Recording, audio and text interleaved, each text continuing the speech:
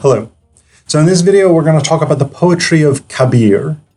So Kabir was a 15th century poet from northern India. He was part of the sort of Bakhti tradition, broadly speaking, but unlike many of the other Bakhti practitioners, poets, theologians, philosophers, whatever it is, many of whom were distinctly Hindu reformers, people like Bashavana and Mahadevi, who I've done videos about before. Kabir was a sort of equal opportunity religious dissident.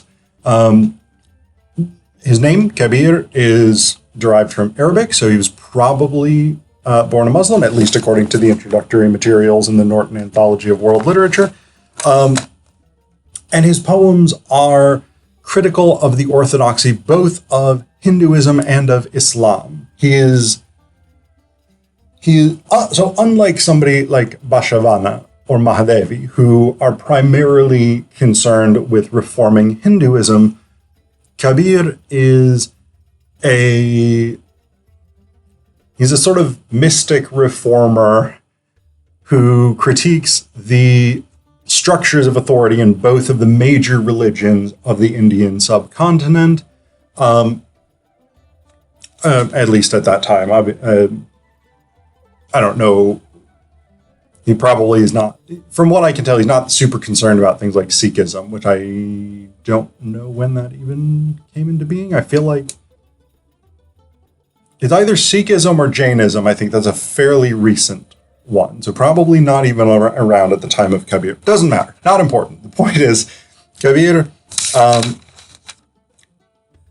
takes aim at both of these theologies that have very distinct hierarchies, traditions, orthodoxies, etc., etc.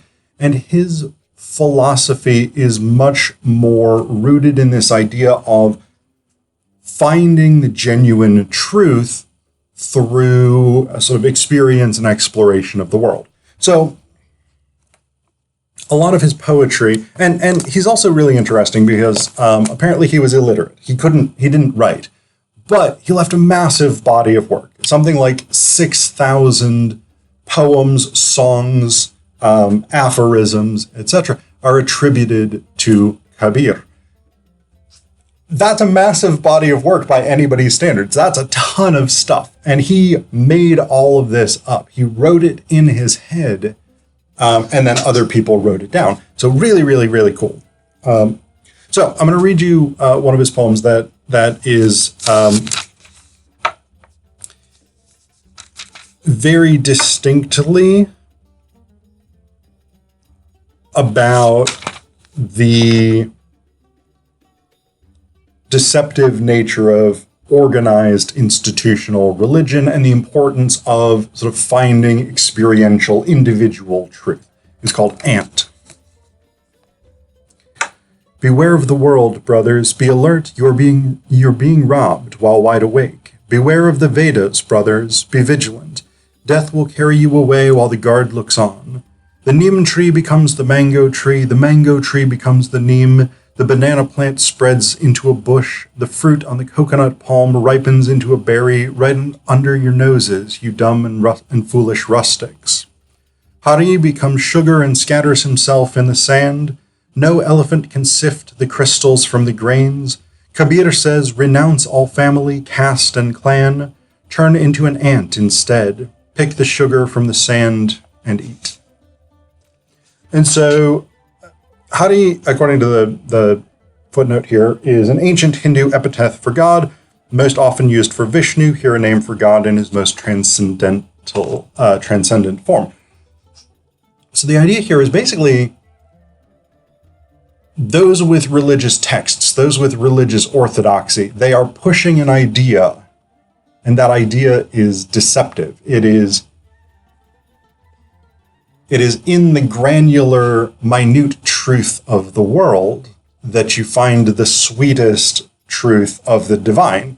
Hari becomes sugar and scatters himself in the sand. It is not these giant temples and these massive mosques and the ceremonies and rituals, whatever it is. It's the nitty gritty of everyday life. And the elephant, the big, majestic creature, can't find that, can't access that. It's too big, too clumsy. It doesn't work. You have to become small, tiny. You have to get down into the dirt of life to find that truth. And this is really central to Kabir's sort of theology, this sort of bodily element of truth combined with this focus on the deceptive nature of religious theology. So I'm gonna read you another one. This is called Mosque with 10 Doors. So whereas Ant critiques Hindu theology, this one very obviously critiques Islamic religious practice. And basically sort of the idea of Mosque with 10 Doors is that the sort of bodily or visceral truth of religious experience, divine experience, transcendent experience, whatever you want to call it, is obscured by theology. That theology acts as a kind of veil that hides the truth of the divine, the sort of transcendent divine in Kabir's theory. So this is Mosque with 10 Doors. Broadcast, O Mullah, your merciful call to prayer. You yourself are a mosque with 10 doors. Make your mind your Mecca, your body the Kaaba. Yourself itself is the supreme master. In the name of Allah, sacrifice your anger, error, impurity. Chew up your senses, become a patient man. The Lord of the Hindus and Turks is one and the same. Why become a mullah? Why become a sheikh? Kabir says, brother, I've gone crazy. Quietly, like a thief, my mind has slipped into the simple state.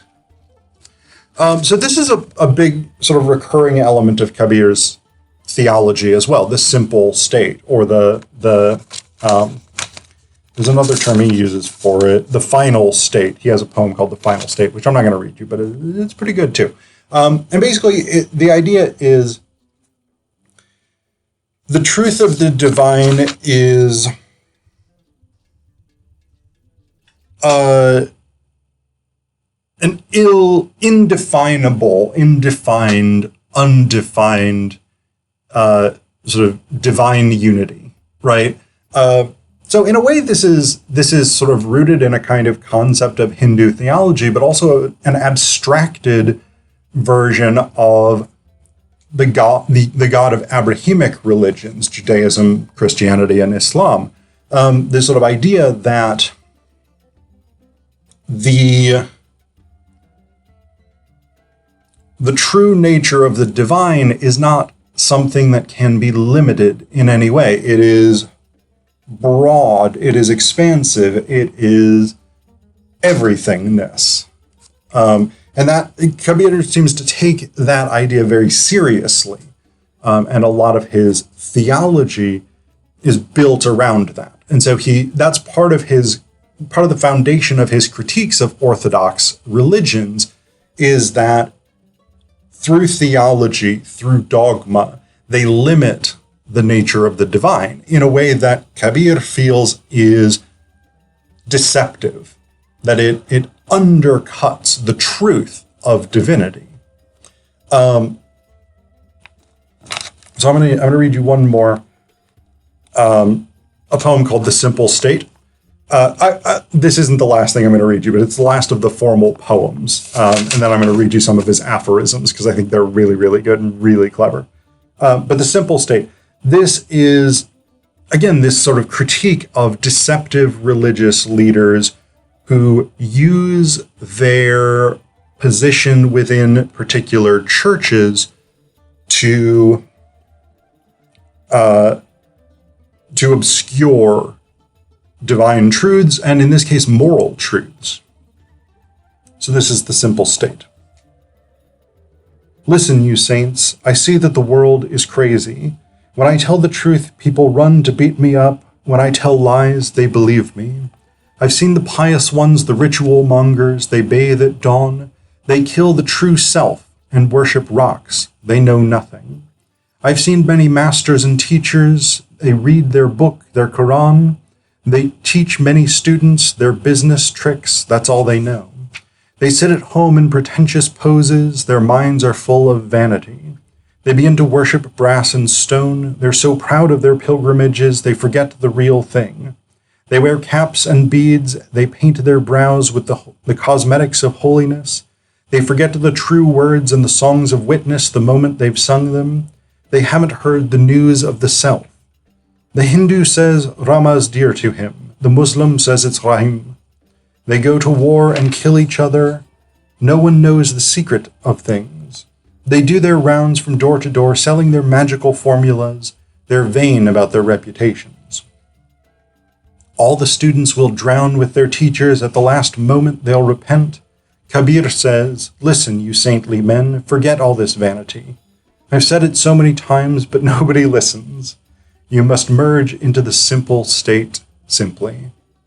So again, this critique of religious practice in the name of finding a deeper and more true engagement with the divine. So that's really sort of central to Kabir's poetry, at least again, the very small handful presented in the Norton Anthology.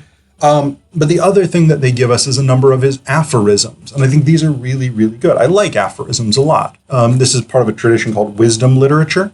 So I'm going to read you almost all of the ones that are in the Norton Anthology because I think they're all really good, but there's like two that I said, I don't think the time for this video really justifies including this one. So I'm just going to read several of these aphorisms for you. Don't be vain, Kabir. You're just a wrapping of skin on bone. Even those who ride on horses under parasols are buried quickly in the mud. Memento mori. Remember that you are mortal. Kabir sows such a seed that its tree will flourish perennially. Cool shade, abundant fruit, foliage full of birds at play. Do good in the world that will be lasting, rather than short-lived. Even if you were to transform the 7 oceans into ink, the world's trees into pens, the whole earth into paper, you couldn't write down the list of God's excellences. I mean, I'm not a religious person, but for religious people who believe in sort of infinite goodness of God or gods or whatever variation thereupon, yeah, I mean, the idea that everything is a blessing is central to a lot of theological traditions. Knowledge ahead, knowledge behind, knowledge to the left and right. The knowledge that knows what knowledge is, that's the knowledge that's mine. Everything in the world is knowledge. Everything can be known, everything can be meaningful. And to have the insight to find that is a great gift. The one who stays within the limits assigned to him is a man. The one who roams beyond those limits is a saint. To reject both limits and their absence, that's a thought with immeasurable depths. What does it mean to exist in a world, especially a world with rules and regulations? And what does it mean to surpass them? The poem of witness is the eye of knowledge. To understand it, gaze into your heart and mind. Without the song of testimony, the quarrels of this world don't end. I think this is a really interesting aphorism. Basically, sort of the idea that we gain understanding, we gain wisdom through experience, but also through the testimony of experience, right? By hearing about the experiences of others and by understanding the truth of the world through those experiences. This is very central, I think, to Kabir's theology, is this idea of experience creating or revealing the truth of the divine.